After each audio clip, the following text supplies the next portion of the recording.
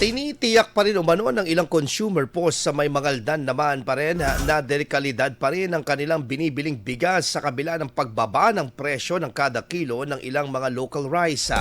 Anila, mababa na umano ang presyo ng broken rice na nasa 34 pesos.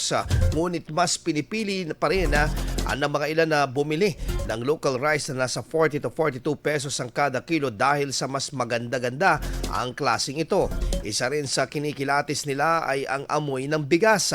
Ayon naman sa ilang mga rice retailers, tinitiyak rin nila na ang mga supply ng bigas sa kanilang kinukuha ay dekalidad at ligtas na makokonsumo ng mga mamimili. Naramdaman din nila ang mababang kuha nila sa kada sako ng bigas kung kaya't bumaba pa umano ang presyo ng kada kilo nito sa ngayon. Samantala naglalaro naman ang presyo ng local rice mula 34 pesos hanggang 45 pesos ang kada kilo habang 50 to 57 pesos naman ang mga imported rice. IFM News. IFM News. IFM News.